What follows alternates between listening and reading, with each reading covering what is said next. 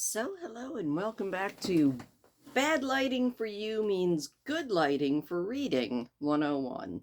One of these days, maybe I'll actually get a setup where I have good lighting for you and me. But until then, we have the natural sun beaming in through the windows. Welcome back. We are back with Ivanhoe. We are on chapter 33. I went through and found the end of the book and numbered everything so that I could actually read the numbers not in Latin. And it looks like there's 44 chapters to this, which means we have like almost there. We don't have that long left. I do have the next three books that will be potential for our channel that I will put up for a vote selected. I think they're all really good choices. I found two books when I was out book hunting recently, and I'm hoping that one of the three books in the public domain that I have found will be exciting enough for you guys and me and all of that. I hope everybody is doing well. I am feeling better than I did last week, which is a huge bonus. I basically slept for 2 days, maybe 2.5 days. Didn't do my live last week because I got told that it would be very, very dumb if I wasn't feeling 100% to try and do a live and I should just sleep. And for once, I actually listened to somebody. So that's what I did. And yeah, that's basically where it's going with me. Not 100%, but 85, 87, something like that. Anyway, we left off with everybody won. Yay! Ivanhoe is saved. Everybody except for Rebecca. Let's not forget, Rebecca got carried off. So everybody didn't get saved, and that's deeply offensive. Even Isaac has been saved, and the prior from the very beginning of the book has been captured.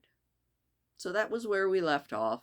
We're going to jump in to another quote, which I've been informed would have been common reading material that a true gentleman would have known. I am not a true gentleman, so very few of these quotes are quotes that I recognize. But, at least now we know where they're from. Thank you so much. Also, huge thank you to my two patrons. I need to remember to shout you guys out more often. I really appreciate you, and I am glad that you are enjoying Patreon and the return of old favorites that are slowly being put up over there. So thank you. I always forget to say it, but I always do feel it. And with that, let us jump back in and see what this quote is. How is it with Titus Laritus, Marcius, as with a man busied about decrees, condemning some to death and some to exile, ransoming him or pitying, threatening the other? Coriolanus? Again, I am not a gentleman of the 1800s, so this is completely obscure to me. Hopefully the chapter won't be, as we jump back into chapter 33 of Ivanhoe by Sir Walter Scott. The captive abbot's features and manners exhibited a whimsical nature of offended pride and deranged foppery and bodily terror. "Why, how now, my masters?" said he, with a voice in which all three emotions blended. "What order is this among ye? Be ye Turks or Christians that handle a churchman? Know ye what it is, manus imporne in servos domini? You have plundered my mails, torn my cope of curious cut lace, which might have served a cardinal. Another in my place would have been at his excommunicado vos, but I am placable, and if you order my palfreys, release my brethren, and restore my mails, tell down with all speed 100 crowns to be expended in masses at the high altar of Jorvalo Abbey, and make your vow to eat no venison until next Pentecost. Maybe you won't hear about this mad frolic of yours." "Holy Father," said Locksley, "it grieves me to think that you have met with such usage from any of my followers as calls for your fatherly reprehension." "Usage!" said the priest, encouraged by the mild tone of Locksley. "It were usage fit for no hound of good race, much less for a Christian, far less for a priest, and least of all for the prior of the holy community of Jorvalo. Here is a profane and drunken minstrel, called Alanadale, nebulo quidem, who has menaced me with corporal punishment, nay, with death itself, if I don't pay down 400 crowns of ransom, to the boot of all the treasure he hath already robbed me of, gold chains, gymnal rings, unknown values, besides what is broken and spoiled amongst their rude hands, like my poncet box and my silver crisping tongs." "It's impossible that Alanadale could have thus treated a man of your reverend bearing," said Locksley. "It's as true as the gospel of St. Nicodemus," said the prior. "He swore with many a cruel north country oath that he would hang me up in the highest tree in the greenwood." "Did he? Nay, then, reverend father, I think you had better comply with his demands, for Alanadale is the very man to abide by his word when he's pledged it." "Surely you're joking," said the prior with a forced laugh. "And I love a good joke with all my heart, but when the mirth has lasted all the livelong night, it's time to be serious come morning." "And I am as grave as a holy confessor," said Locksley. "You must pay a round ransom, Sir Prior, or your covenant is likely to be calling a new election, for your place will not be yours any longer." "Are you even Christians?" said the prior, "saying this to a churchman?" "Christians? Aye, marry we are, and we have divinity among us to boot," said Locksley. "Let our buxom chaplain stand forth, and let this reverend father know the texts which concern this matter." The friar, half drunk, half sober, had huddled a friar's frock over his green clothing, and now summoning together whatever scraps of learning he had acquired by rote in his former days, began. "Holy Father," he said, "Deus facit salvinem benedictum vestimant. Welcome to the greenwood."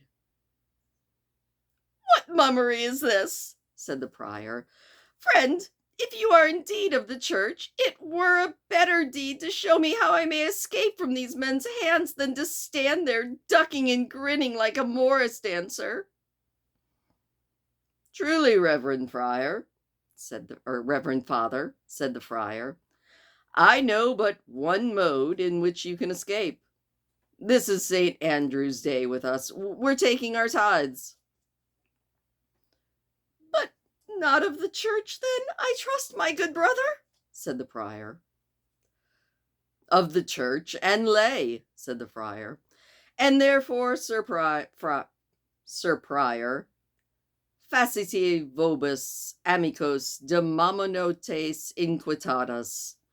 Make yourselves friends of the mammon of the unrighteousness, for no other friendship is likely to serve you." "I love a jolly woodsman at heart," said the prior, softening his voice. "Come, you must not deal too hard with me. I can well of woodcraft, and I can wind a horn clear and lustily. and hollow until every oak rings. Come, please don't deal too hard with me. Give him a horn, said Locksley. We will prove the skill that he's boasting of. The prior blew a blast accordingly, and Locksley shook his head. Sir Prior, said Locksley, you blow a merry note, but it may not ransom you. We cannot afford, as the legend on a good knight's shield hath it, to set free for a blast alone. Moreover, I have found thee. Thou art one of those who, with new French graces and trillalas, disturb the ancient English bugle notes. Prior, that last flourish on the recheat has added 50 crowns to your ransom for corrupting the true old manly blasts of old. Well then, friend, said the abbot, you are ill to please with your woodcraft. I pray thee be more conformable upon my ransom. At a word, since I must need for once hold candle to the devil, what ransom am I to pay for walking on Watling Street without 50 men behind me? Were it not well, said one of the gang, apart from the captain, that the prior should name the Jew's ransom, and the Jew could name the prior's? You're a madman, said Locksley, but your plan, it's beautiful. Here, Isaac, step forth. Look at the Holy Father Aymer, prior of the rich Abbey of Jorvalo, and tell us, what ransom should we hold him for? You know the income of his covenant, I'm sure. Oh, assuredly, said Isaac. I have trafficked with the good fathers, and bought wheat and barley and fruits of the earth, and also much wool. Oh, it's a rich abbey. They do live upon the fat, and drink the sweet wines upon the lees, these good fathers of Jorvalo. Huh. If an outcast like me had such a home to go home to, and such income by the year and month, I would pay a lot of gold and silver to redeem my captivity. You cursed hound, said the prior. No one knows better than thine own cursed self that our holy house of God is indebted for the finishing of our chapel. And for the storing of your cellars the last season with a due allowance of wine, said Isaac. But that is small matters. Oh, just listen to this dog, said the churchman. He jangles as if our holy community did come under debts for the wines that we have a license to drink, propter necessitem et el fungus del pendulum. That circumcised villain blasphemes the holy church, and the Christian men listen, and you say nothing to him? Well, all of this helps nothing, said Locksley. Isaac, pronounce what he may pay, without flaying both hide and hair. 600 crowns, said Isaac.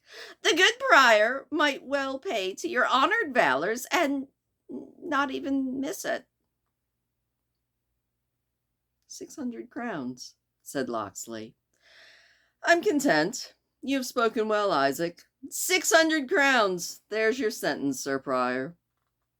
A sentence? A sentence? Said the band.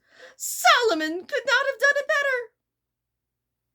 Well, there you go, said Locksley. You are mad, my masters, said the prior.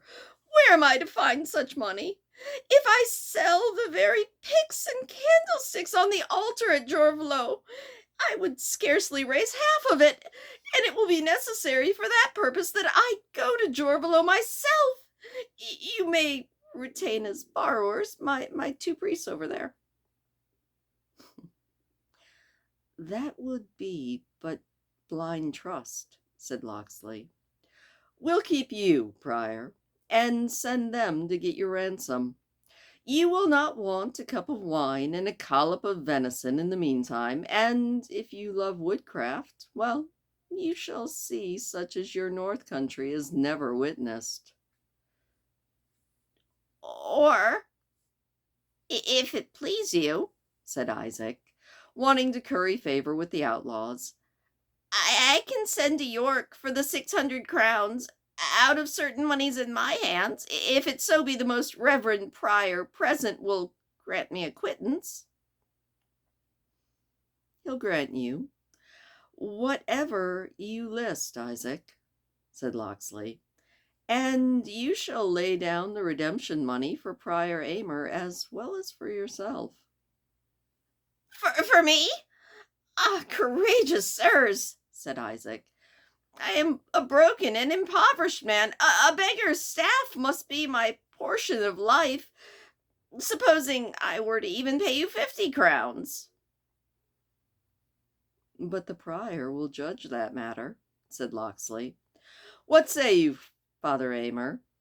Can Isaac afford a good ransom?" "Can he afford a ransom?" said the prior. "Is he not Isaac of York, rich enough to redeem the captivity of the 10 tribes of Israel who were led into Assyrian bondage?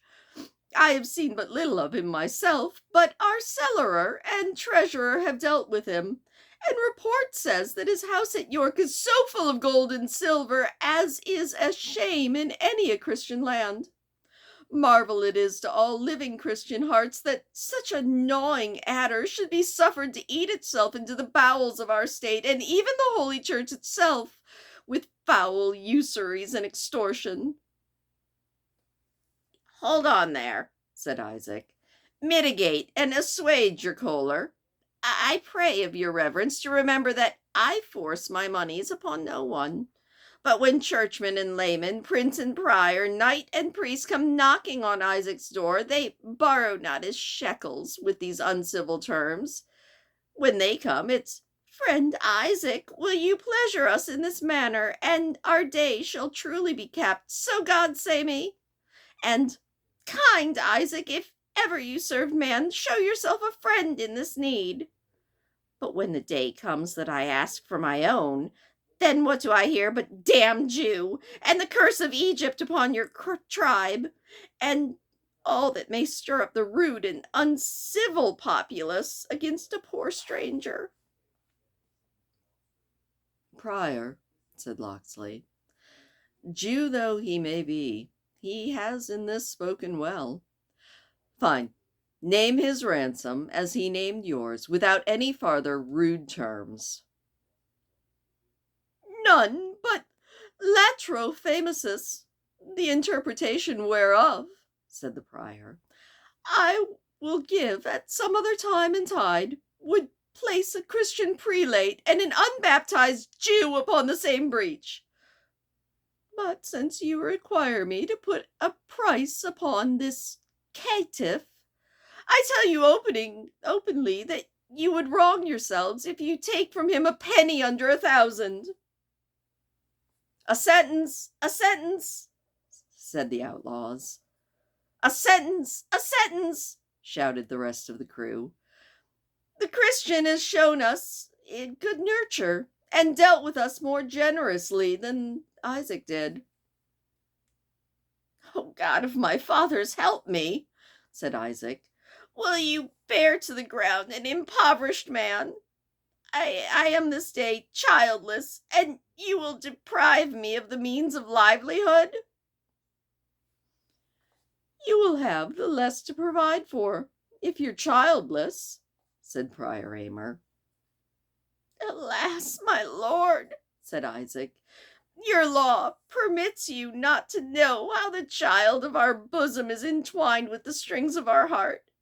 Oh, Rebecca, daughter of my beloved Rachel, I were each leaf on that tree a zecchin, and each zecchin my own, all of that wealth I would give to know whether you're alive, whether you've escaped the hands of the Nazarene."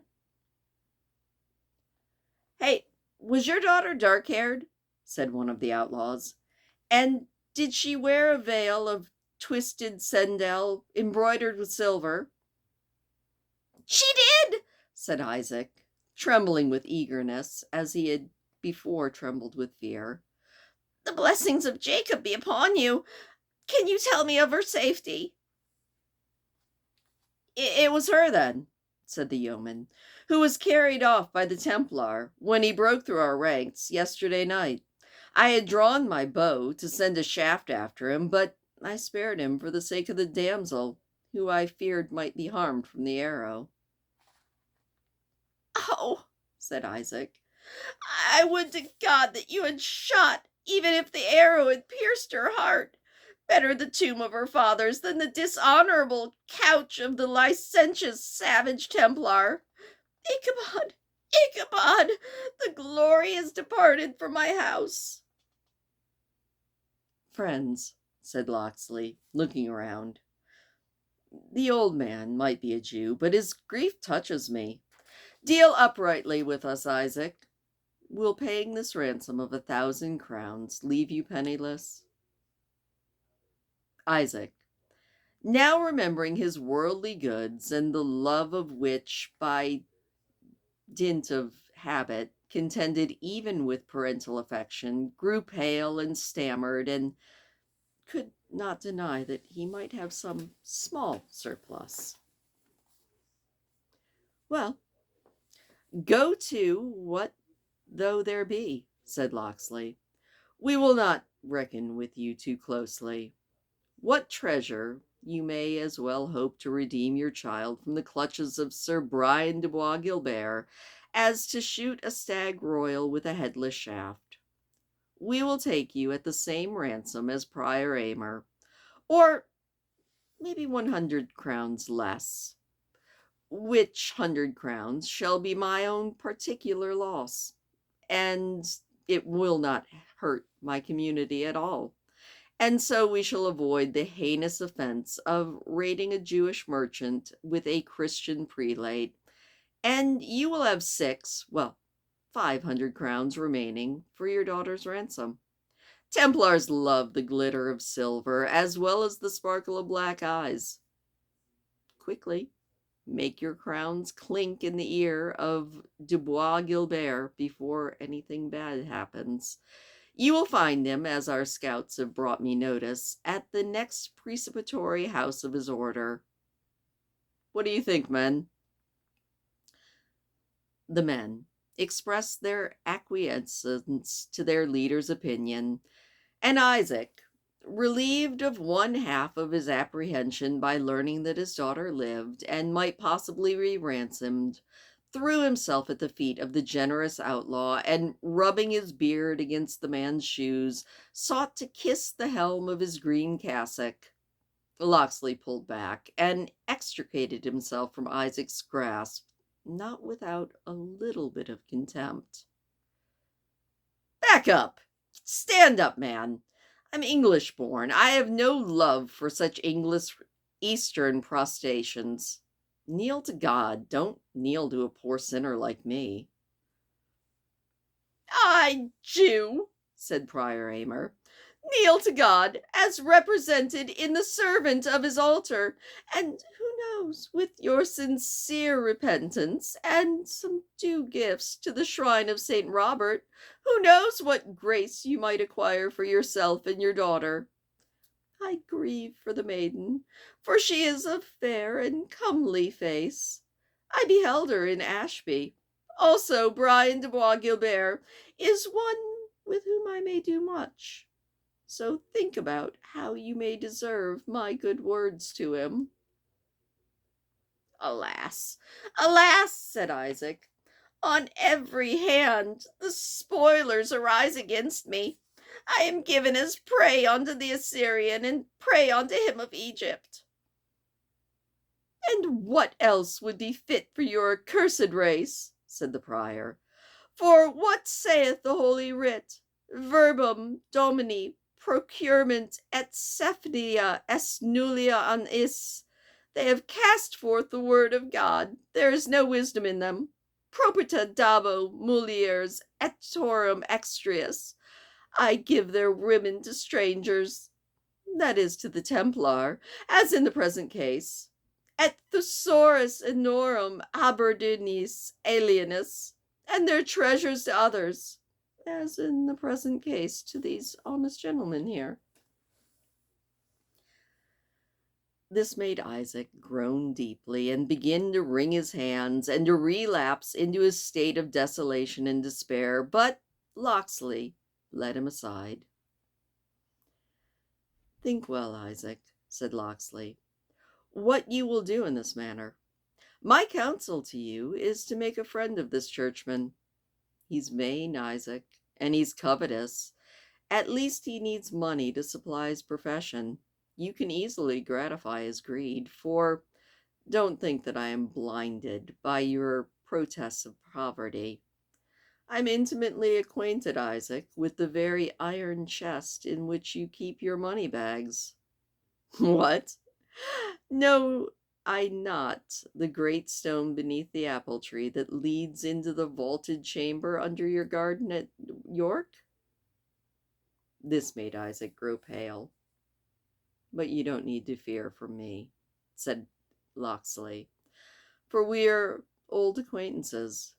Do you not remember the sick yeoman who your daughter Rebecca redeemed from the gyves at York, and kept him in her house until his health was restored, when you did dismiss him recovered, even with some money?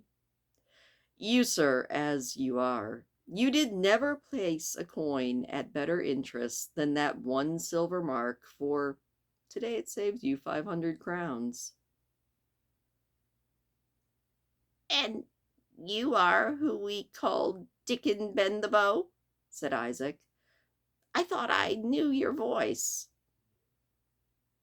I am Bend the Bow, said the captain, and Locksley, and I have a good name beyond all these. But you are mistaken, good Ben the Bow, concerning that same vaunted apartment. So help me heaven, there is nothing in it but some merchandises which I will gladly part with to you. 100 yards of Lincoln green to make doublets for your men, and 100 staves of Spanish yew to make bows, and 100 silk bowstrings, tough, round, and sound. These I will give you for your goodwill, honest Dickon, and you will keep silence about that vault. Please, good Dickon. Silent as a dormouse, said Locksley, and never trust that I am truly grieved for your daughter, but I may not help it. The Templars' lances are too strong for my archery in the open field. They would scatter us like dust. Had I but known it was Rebecca when she was borne off, something might have been done, but now you have to proceed by policy. Come, shall I treat for you with the prior? In God's name, Dickon, if you can, aid me to recover my child. Then do not interrupt me with your ill-timed avarice, said Locksley. I'll deal with him on your behalf. Locksley then turned from Isaac, who followed him close as a shadow. Prior Aymer, said Locksley, come apart with me under this tree. Men do say that you love wine and a lady's smile more than is quite seemly, sir priest, but with that I have nothing to do.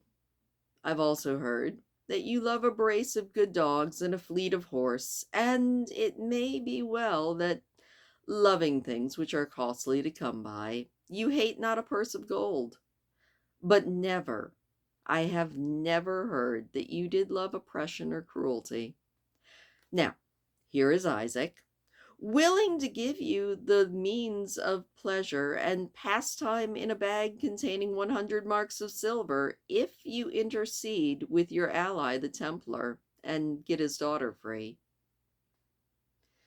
In safety and honor, as when taken from me, said Isaac. Otherwise, it is a no bargain. Peace, Isaac, said Locksley, or give up your interest. What do you say, Prior Aymer? The matter, quoth the prior, is of a mixed condition. For if I do a good deed on one hand, yet on the other it may goeth to the vantage of a Jew, and in so much as against my conscience. Yet if the Israelite will advantage the church by giving me somewhat over to the building of our daughter, I will take it upon my conscience and aid him with his daughter. For a score of marks. To the daughter, said the outlaw. Be still, Isaac. Or for a brace of silver candlesticks to your altar. We will not stand with you. Nay, but good Dickon bend the bow, said Isaac, trying to interrupt. Good God, good beast, good worm, said Locksley, losing patience. If you do go on putting your filthy lucre in the balance with your daughter's life and honor, then by heaven I will strip you of every maravandi that you have in this world before 3 days are over. Which made Isaac be silent. And what pledge am I to have for all of this? Said the prior.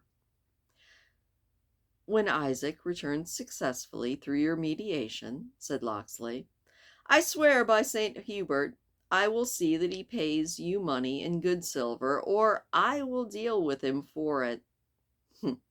So he had better have paid 20 such sums, if I have to deal with him. Well then, Jew, said Aymer, since I must needs meddle in this manner, let me have the use of your writing tablets, though, rather than use your pen, I would rather fast for 24 hours. Where can I have a pen? If your holy scruples can dispense with using Isaac's tablets, I can probably find you a pen, said Locksley. And bending his bow, he aimed his shaft at a wild goose which was soaring over their heads, the advancing guard of a phalanx of geese who were winging their way to the distant solitary fens of Holderness. The bird came down, transfixed with the arrow. There, said Locksley, there are quills enough to supply all the monks of Jorvalo for 100 years, even if they take not to writing chronicles. So the prior sat down, and at great leisure indited an epistle to Brian de Bois Guilbert, and having carefully sealed up the tablets, gave them to Isaac, saying, This will be your safe conduct to the presbytery of Templestowe, and as I think is most likely to accomplish the delivery of your daughter, if it is to be well backed with proffers of advantage and commodity at your own hand. For trust me well, the good knight Bois Guilbert is of their co-fraternity, and they don't do anything for nothing. Well, Prior, said Locksley, I will detain you no longer here than to give Isaac a quittance for the 600 crowns at which your ransom is fixed. I accept of him for my paymaster, and if I hear that you boggle at allowing him in his accounts the sum paid by him, well, St. Mary refuse me if I don't burn the abbey down over your head, even if it lets me hang 10 years sooner. With a much worse grace than that wherewith he had penned the letter to Bois Guilbert, the prior wrote an acquittance, discharging Isaac of York 600 crowns advanced to him in his need for the acquittal of the prior's ransom, and faithfully promising to hold true compt for him with it at that sum. And now, said Prior Aymer, I will pray you of restitution of my mules and palfreys, and the freedom of the reverend brethren with me, and also of the gymnal rings, jewels, and fair vestments, of which I have been despoiled, having now satisfied you for my ransom as a true prisoner. About your brethren, Sir Prior, said Locksley. They shall have present freedom. It's unjust to detain them. Touching your horses and mules, they will also be restored, with such spending money as may enable you to reach York. For it would be cruel to deprive you of the means of journeying, but concerning the rings, jewels, chains, and whatnot, you must understand that we are men of tender consciences, and will not yield to a venerable man like yourself, who should be dead to the vanities of life, the strong temptation to break your own rules by wearing rings and chains and vain gaudy things. Think what you do, said the prior, before you put your hand on the church's patrimony. These things are inter re secris, and I wot not judgment might ensue if they are handled by you. I will take care of that, Reverend Prior, said the hermit of Copenhurst, for I'll wear them myself. Friend or brother, said the prior, in answer to this solution of his doubts, if you have actually taken religious orders, I pray you to look how you will answer to your own officials if you share that you have taken part in today's work. Friend Prior, said the hermit, you are to know that I belong to a little diocese, where I am my own diocesan, and I care as little for the Bishop of York as I do for the Abbot of Jorvalo, the prior of all of his convent. You're irregular, said the prior, one of those disorderly men who, taking on them the sacred character without due cause, profane the holy rites and endanger the souls of those who take your counsel. Laprides pro pan contadinus itis. You give them stones instead of bread, as the Vulgate hath it. Nah, said the prior, and my brain pan could have been broken by the Latin if it had not held so long together.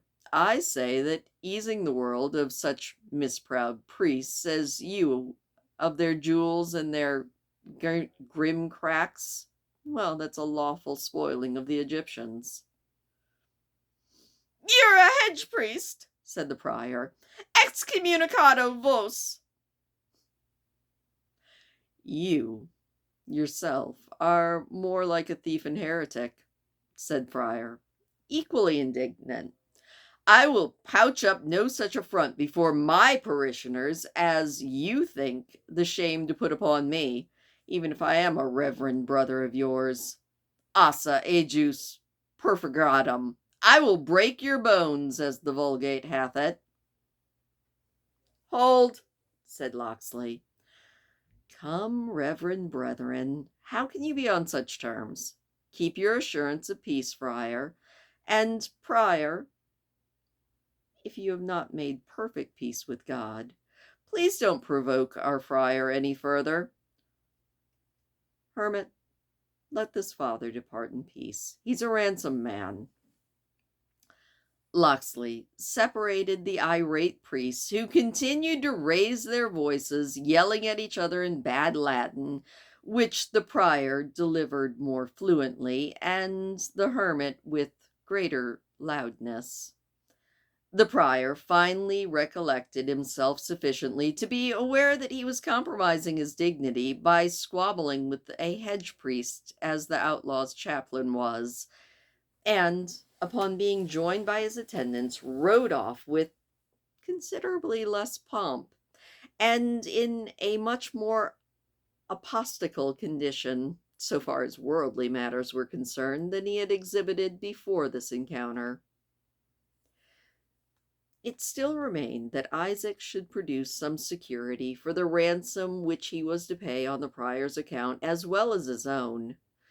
He gave up, accordingly, an order sealed with his signet to a brother of his tribe in York, requiring him to pay the bearer of the sum 1,100 crowns, and to deliver certain merchandises specified in the note. My brother Shiva, he said.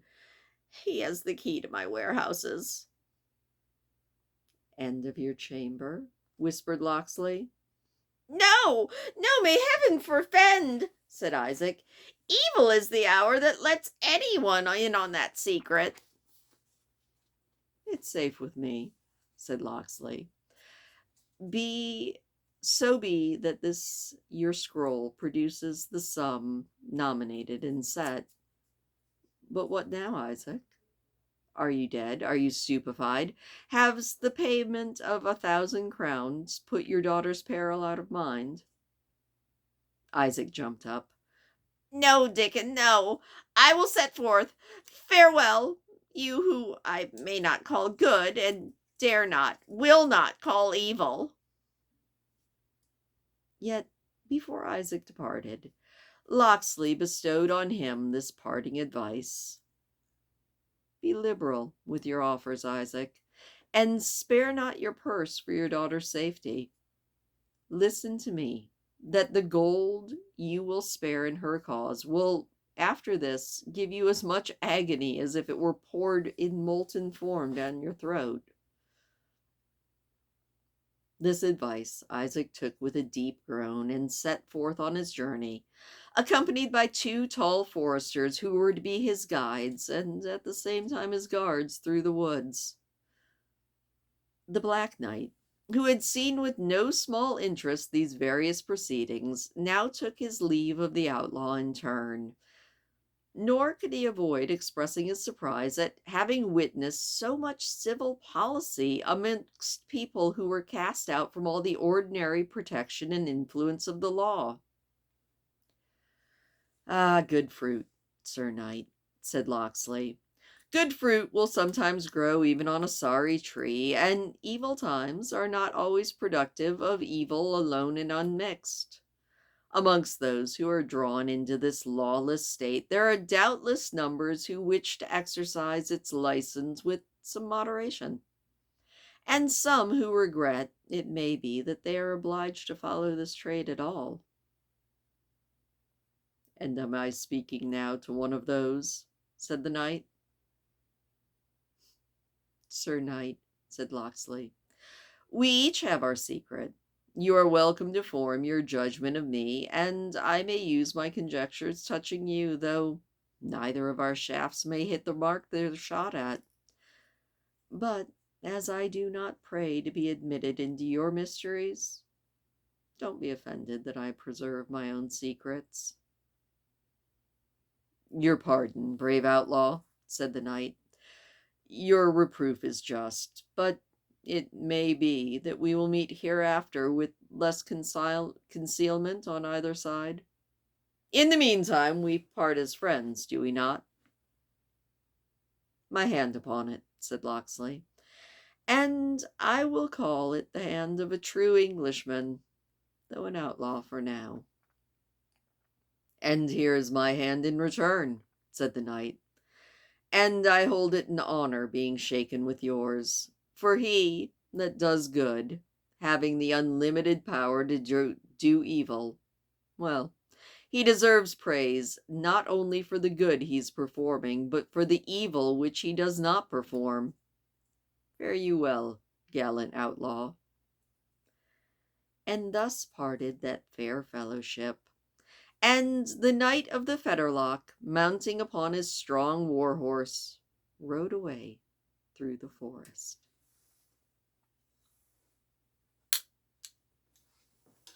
And that is the end of our chapter.